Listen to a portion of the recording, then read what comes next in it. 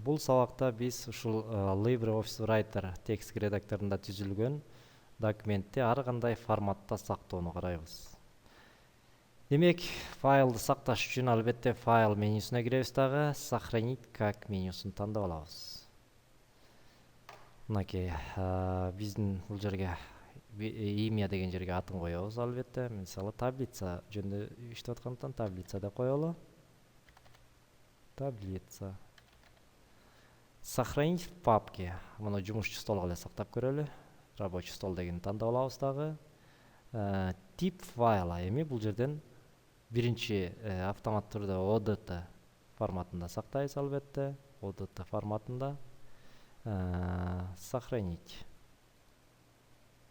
Биринчи форматта сактадык. Эми ушул жерден эле кайра башка форматта сактап көрөлү. Сохранить как дейли дагы. Жанагы эле жумушчу стол, жанагы эле таблица.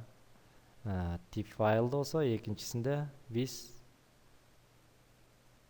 DOS 97-2000 башкача айтканда бул форматта сактоо менен биз Word 2097 версиядан 2000 жана XP версиясына чейин окуй турган форматта сактап атабыз. Doc деген же болбосо DOS форматында сохранить. Использовать текущий формат дегенди басабыз. Үчүнчү файл сохранить как. Үчүнчү болсо веб баракчалардын форматында HTML форматта сактап көрөлү. Аны үчүн мынакей бул жактан HTML форматты тандап алабыз. Мынакей документ HTML. Сохранить. Использовать текущий формат. Да, бир форматта сактап көрөлү. Сохранить как. Тип файла. Жана бул жактан мисалы текст. DOSX. DOSX деген бул 2007-2010 версия. Word 2007-2010 версиялар окуй турган формат. Ошон үчүн бул мында да бир сактап коелу. Использовать текущий формат. Мындан башка дагы тип файла.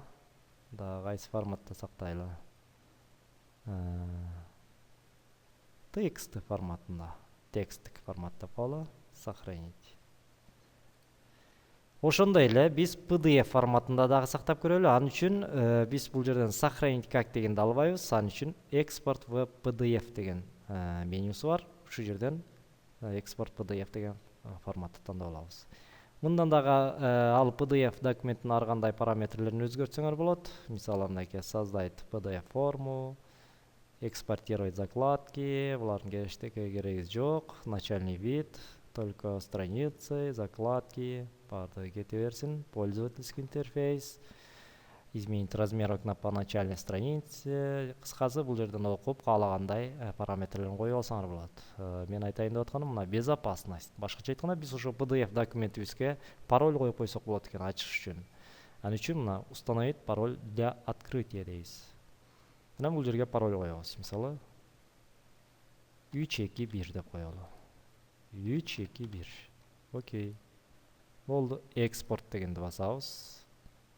Рабочий столго сактайбыз. Сохранить. Эми карап көрөлү, мынакей ушул сакталган файлдарыбызды карап көрөлү. Мынакей биздики бир нече файл. Азырынча бир папка түзөлү дагы. Форматтар деп коелу. Форматтар. Анан ушул жакка салып коелу. Мынакей бөлүп алабыз дагы.